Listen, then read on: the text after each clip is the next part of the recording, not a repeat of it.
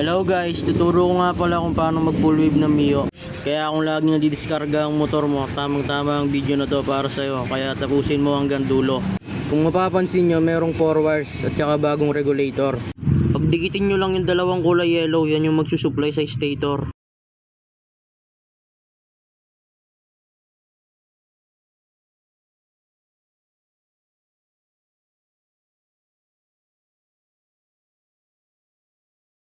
Etong kulay green naman, itap mo sa kulay black, yan yung ground.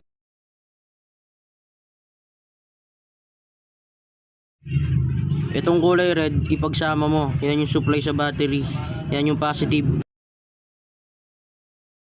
Itong kulay pink naman at saka itong kulay white, parehas lang ng kulay yellow kanina sa stator din ng diretsyon nito.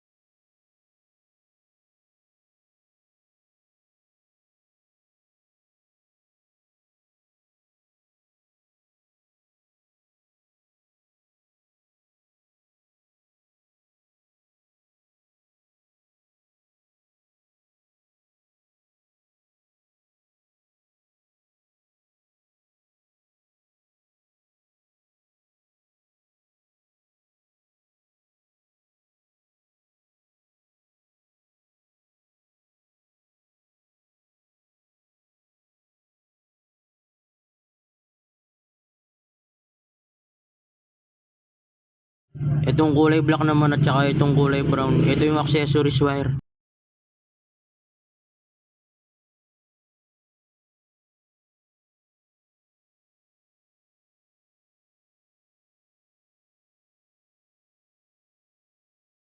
So dito antayin na lang natin magkarga, pakargahin lang natin.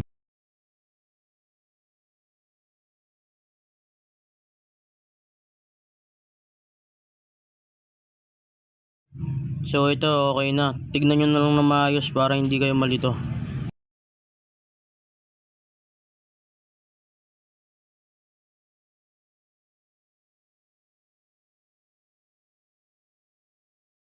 So dito may nakalimutan nga pala akong sabihin sa inyo. Itong kulay black, ito yung ground or negative. Putulin nyo siya, tapos itap mo sa kulay red na may kulay yellow para maging power.